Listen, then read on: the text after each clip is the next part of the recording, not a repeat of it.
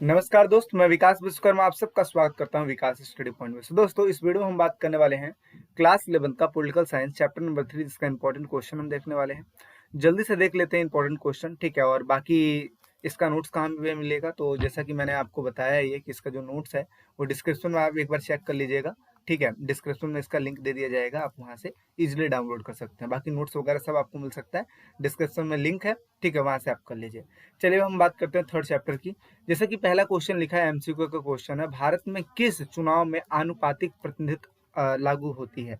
तो जैसे कि आपको पता है, चुनाव में एक सर्वाधिक वोट से जीत प्रणाली होती है और दूसरा एक होता है आनुपातिक प्रतिनिधित्व प्रणाली। इसी को समानुपातिक प्रतिनिधित्व प्रणाली बोला जाता है। तो ये कौन से चुनाव में अप्लाई होता है, तो अगर मैं इसकी बात करूं कि हाँ ये कौन से चुनाव में अप्लाई होता है, ठीक है, तो मैं बताना चाहूंगा कि इसका जो है, इसका ये होगा कि अपना राज्यसभा का जो चुनाव होता है इसमें ये चीज अप्लाई होता है, ठीक है। चलिए अब नेक्स्ट और बात कर लेते हैं। अगला जो अपना है वो है सेकंड क्वेश्चन कि वोट का अधिकार किसको है, यानी कि वोट देने का अधिकार किसको है। तो देखिए, वोट देने का अधिकार अगर मैं बात करूं तो वोट देने का अधिकार क्या चीज कहलाता है, कानूनी अधिकार कहलाता है कि मौलिक अधिकार कहलाता है कि क्या चीज कहलाता है, ठीक है। तो अगर मैं वोट देने का अधिकार का अगर मैं बात करूं तो ये संवैधानिक अधिकार कहलाता है, जिसे हमें संविधान प्रदान करता है, ठीक है। तो इस वजह से ये हो जाएगा। आगे हम बात करते हैं संवैधानिक या फिर संविधानिक, ऐसा भी आप लिख सकते हो, ठीक है, ठीक है, अधिकार ऐसे करके, ठीक है। चलिए, पेपर में इन दोनों में से एक देखने को मिल जाएगा। आगे बात करते हैं, चुनाव विवादों को कहाँ चुनौती दी जा सकती है, यानी कि कौन सा ऐसा जगह है जहाँ पे चुनाव विवादों को चुनौती दी जा सकती है। तो दी जा सकती है उच्च न्यायालय में, ठीक है। आगे बात करते हैं, भारत में स्वतंत्र एवं निष्पक्ष चुनाव कौन सुनिश्चित करता है, ठीक है। तो कौन सुनिश्चित करता है, तो इसका पूरा का पूरा जो जिम्मा दिया गया है वो भारत का चुनाव आयोग को दिया गया है, तो इसलिए सी पॉइंट बिल्कुल राइट हो जाएगा। नेक्स्ट बात कर लेते हैं, भारत के चुनाव मुख्य आयुक्त की नियुक्ति कौन करता है। जो मेन बंदा होता है, मुख्य आयुक्त होता है, उसकी नियुक्ति कौन करता है, कौन करता है, राष्ट्रपति करता है। तो इस तरीके से ये हो जाएगा। आगे बात करते हैं, यहाँ पे दो चीजें दी होंगी और पेपर में ऐसा भी कुछ देखने को मिल सकता है, अभिकथन और इसका कारण। दो चीज, एक तो वाक्य दिया हुआ है और एक उसका रीजन दिया हुआ है। देखिए क्या लिखा है, भारत के लोग सीधे अपना प्रधानमंत्री चुनते हैं। अब देखिए यहाँ पे बच्चे कंफ्यूज हो जाएंगे। अच्छा, अभी मैं बताता हूँ कैसे कंफ्यूज होंगे। अच्छा, दूसरा है, भारत के प्रधानमंत्री की नियुक्ति भारत के राष्ट्रपति द्वारा की जाती है। अब देखिए यहाँ पे दो बातें लिखी गई हैं। पहले में तो इन्होंने बोल दिया है कि जो लोग हैं वो सीधे तौर पर अपने प्रधानमंत्री को चुन लेते हैं, लेकिन दूसरे में ये कहा गया है कि राष्ट्रपति चुनता है। तो अब यहाँ पे दिक्कत ये है कि बच्चे कहेंगे कि हाँ, प्रधानमंत्री का चुनाव तो जनता ही करती है प्रत्यक्ष विधि के द्वारा, क्योंकि अक्सर ऐसा सुने हो, लेकिन ये गलत है, ठीक है, ऐसा नहीं है। प्रधानमंत्री हम सीधे तौर पर नहीं चुनते हैं, हम तो अपने लोकसभा का मेंबर चुनते हैं, ठीक है। लोकसभा का जो है वो मेंबर चुनते हैं। लोकसभा में जिस पार्टी का ज्यादा बहुमत रहेगा उन्हीं में से किसी एक को क्या बना दिया जाएगा, प्रधानमंत्री, यानी कि मंत्रियों का जो प्रधान बनाया जाता है उसी को प्रधानमंत्री कहते हैं, ठीक है। और इसकी नियुक्ति जो है वो राष्ट्रपति करता है, मनोनीत राष्ट्रपति करता है। तो इस वजह से अगर देखा जाए तो आर वाला पॉइंट बिल्कुल सही है, लेकिन ये वाला पॉइंट गलत है। तो इसीलिए ए पॉइंट असत्य हो जाएगा, लेकिन आर वाला पॉइंट क्या है, राइट हो जाएगा। आगे बात करते हैं, अगला क्वेश्चन है, मत देने की उम्र 21 से हटाकर 18 कब की गई थी। बिल्कुल मस्त क्वेश्चन और आता भी है।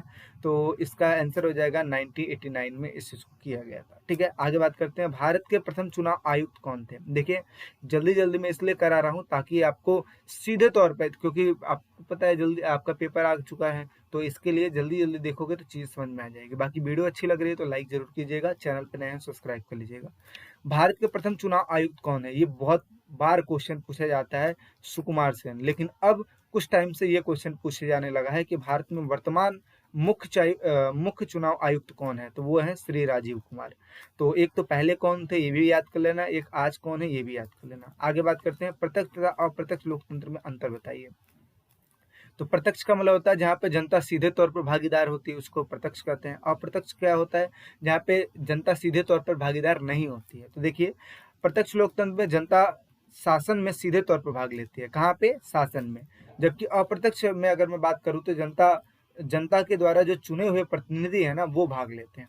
और प्रत्यक्ष लोकतंत्र में प्रत्येक व्यक्ति अपने आप को शासक मानता है, मतलब खुद शासन करने वाला मानता है। जबकि अप्रत्यक्ष में जनप्रतिनिधि अपने आप को शासक नहीं समझते, सॉरी, जनप्रतिनिधि जो होते हैं, यानी कि जनता के द्वारा जो चुने गए प्रतिनिधि होते हैं, वो अपने आप को शासन समझते हैं। ठीक है, तो एक में जनता खुद अपने आप को मानती है और एक में जनता के द्वारा चुने हुए जो प्रतिनिधि हैं वो अपने आप को मानते हैं।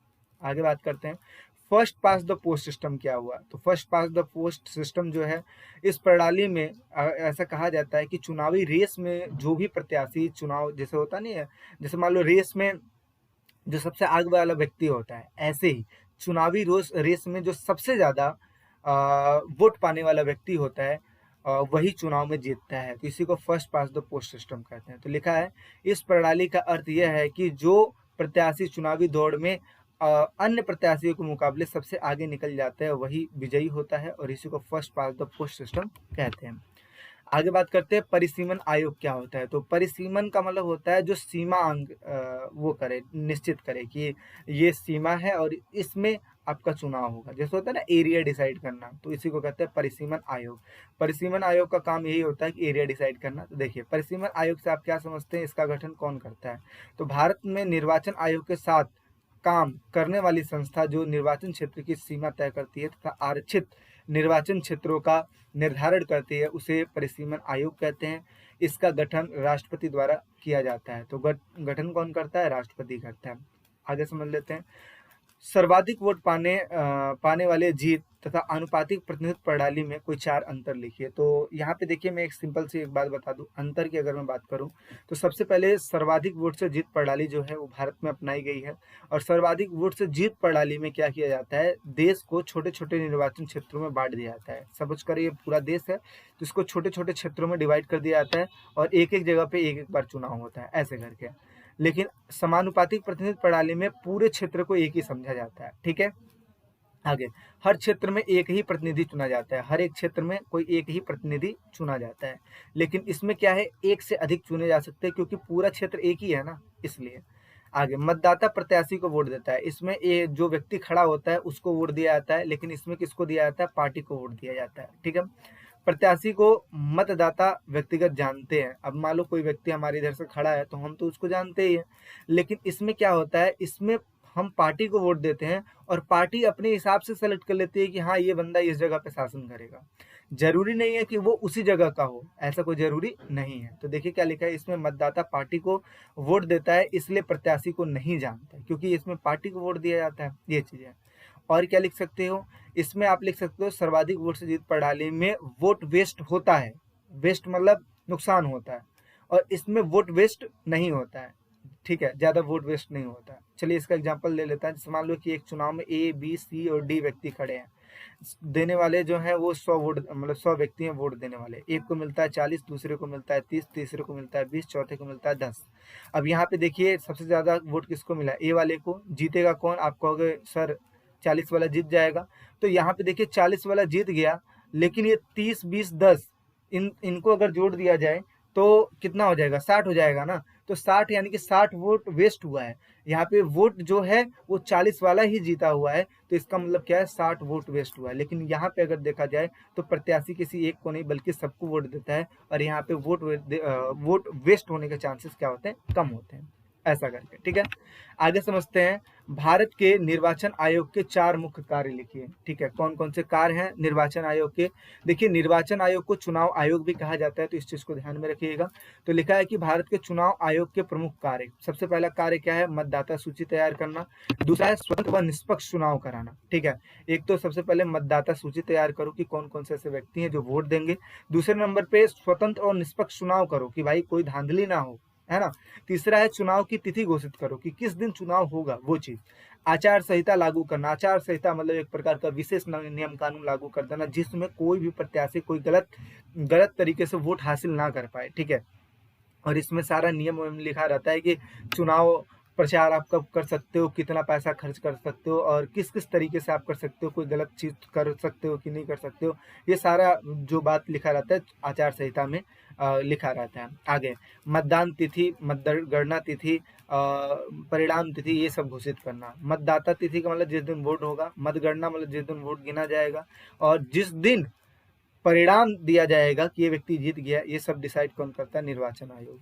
आवश्यकता पड़ने पर चुनाव स्थगित करा दिया जाता है, ये भी कौन करता है? चुनाव आयोग करता है। राजनीतिक दलों को मान्यता देना कि कौन सा पार्टी खड़ा होगा, कौन सा नहीं होगा, ये भी कौन डिसाइड करता है? निर्वाचन आयोग। चुनाव चिन्ह वितरित करना कि कौन से व्यक्ति को कौन सा सिंबल दिया जाएगा, ये भी, जैसे किसी का हाथ का पंजा है, किसी का कमल है, किसी का हाथी है, तो किसी का साइकिल है, तो ये सब कौन डिसाइड करता है? निर्वाचन आयोग। गलत जानकारी का इस्तेमाल करने वाले व्यक्तियों को निर्वाचन से अयोग्य घोषित कर देना कि आप उस लायक नहीं हो और आपको वोट नहीं देने दिया, सॉरी, चुनाव में खड़े नहीं होने दिया जाएगा। ये सारे चीज जो है वो कौन डिसाइड करता है? निर्वाचन आयोग करती है। तो आई होप से समझ में आया होगा। नेक्स्ट बात कर लेते हैं।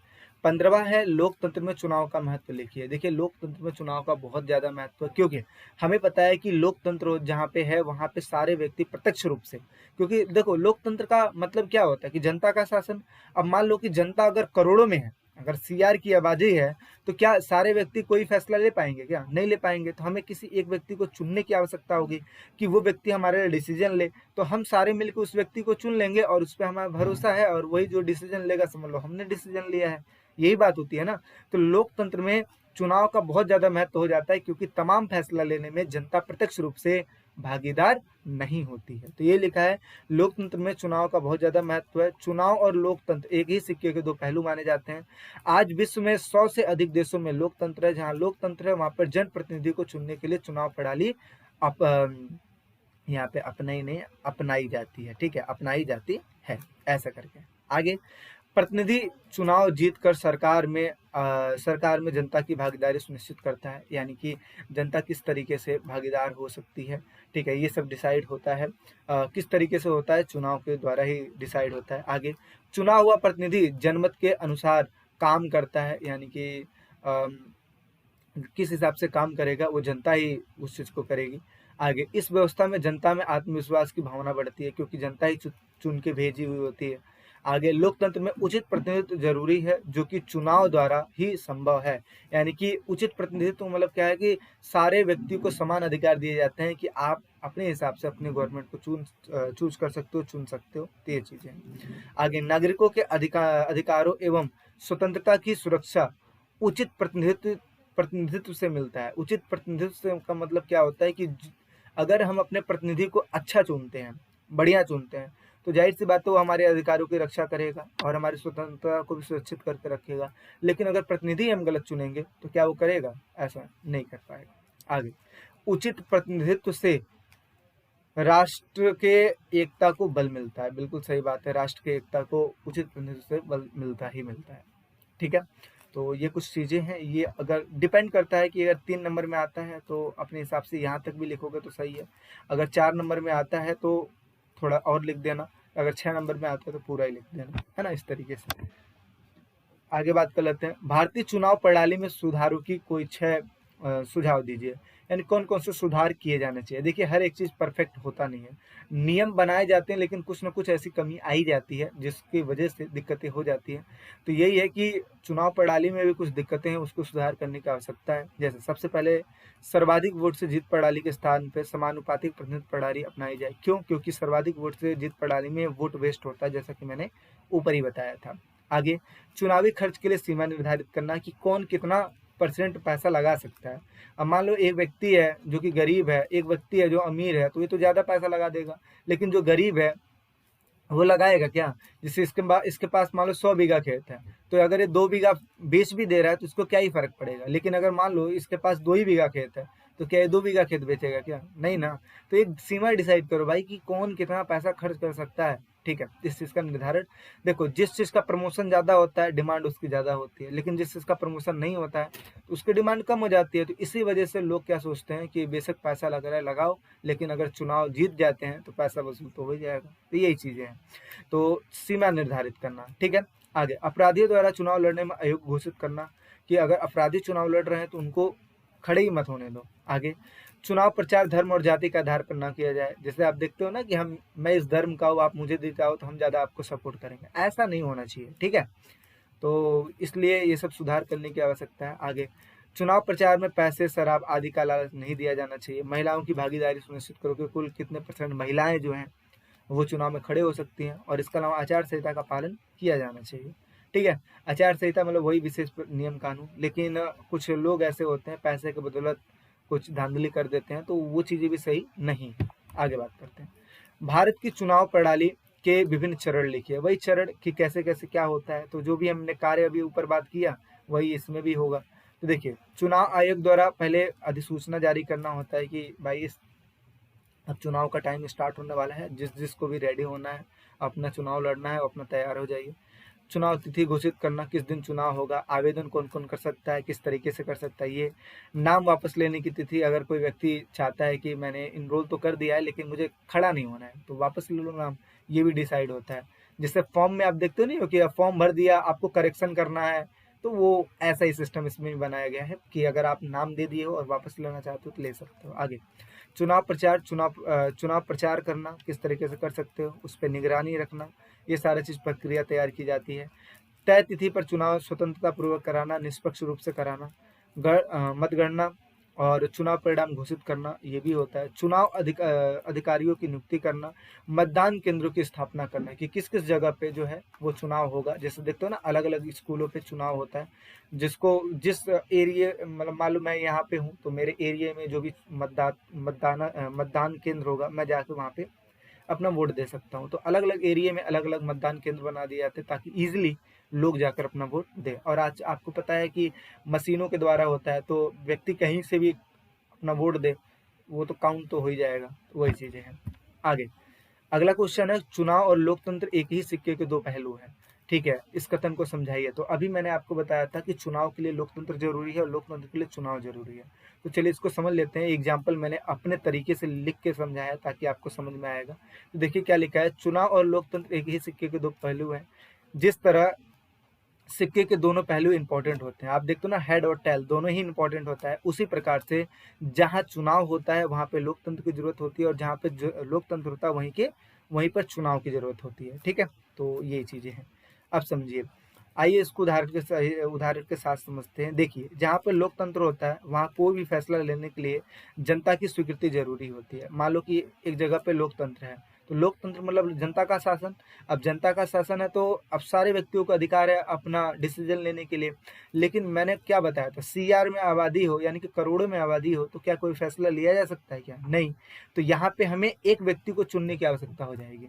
तो देखिए क्या लिखा है कि यह संभव होना लगभग न के बराबर है कि सारे व्यक्ति तमाम फैसला ले पाए, क्योंकि सभी व्यक्ति प्रत्यक्ष रूप से हिस्सा नहीं ले सकते हैं। इसलिए हमें एक ऐसे व्यक्ति की आवश्यकता होती है जो हमारे लिए निर्णय ले, हमें उस पर विश्वास रहे। उस व्यक्ति को चुनने के लिए हमें चुनाव की आवश्यकता होती है और इसलिए कहा जाता है कि लोकतंत्र में चुनाव की आवश्यकता पड़ती है। ठीक है, और इसी प्रकार से अगर देखा जाए, जहाँ पे चुनाव होता है और वहाँ पे लोकतंत्र ना हो तो ये समझ लो कि उस चुनाव का कोई मतलब ही नहीं है, यानी कि अर्थहीन है। अर्थात जिन चुनाव में जनता प्रत्यक्ष रूप से भागीदार नहीं होती है, ऐसे चुनाव का होना या न होना एक जैसा ही होता है। इसलिए चुनाव और लोकतंत्र को एक ही सिक्के के दो पहलू के रूप में माना जाता है। जहाँ पे चुनाव है वहीं पे लोकतंत्र होना चाहिए, जहाँ पे लोकतंत्र वहाँ पे चुनाव होना जरूरी है। अब एक लास्ट क्वेश्चन है, इसके साथ साथ ये अपना ओवर हो जाएगा। तो भारत की चुनाव प्रणाली की मुख्य विशेषता लिखिए। ठीक है, तो देखिए मुख्य विशेषता अगर मैं बात करूँ तो भारत में सर्वाधिक मत से जीत प्रणाली को अपनाया गया है। ये सरल भी है क्योंकि इजिली समझ में आ जाता है कि ये व्यक्ति को ज़्यादा वोट मिला है, ये जीत गया है। सरल है इसलिए ज़्यादातर अपनाया गया है। ठीक है, आगे इसमें प्रतिनिधि जनता के प्रति जवाबदेह होता है। मतदाता एवं प्रतिनिधि का प्रत्यक्ष संपर्क होता है कि व्यक्ति खुद जाता है लोगों के घर पे, खुद वोट मांगता है, तो संपर्क अच्छा होता है। अगर देना होगा वोट तो दे देते हैं, नहीं देना हो तो किसी और को दे देते हैं, इस तरीके से। यह प्रणाली क्षेत्रीय प्रतिनिधित्व लोकतंत्रीय सिद्धांत पर आधारित है। ठीक है, यानी कि क्षेत्र के जो प्रतिनिधि है, ठीक है, उनके लोकतंत्रीय सिद्धांत पर आधारित है। आगे इसमें कम खर्च आता है, देखा जाए तो सर्वाधिक वोट से जीत प्रणाली में कम खर्च आता है उसके मुकाबले। ठीक है, आगे इस प्रणाली में राष्ट्रीय एकता को बल मिलता है, यानी कि राष्ट्र की एकता पर बल दिया जाता है। तो इस तरीके से अगर देखा जाए तो अपना ये जो इम्पोर्टेंट क्वेश्चन की सीरीज थी ये हो चुका है। आई होप आपको समझ में आया होगा। चलिए मिलते हैं एक नेक्स्ट वीडियो में, अभी के लिए टेक केयर, बाय बाय।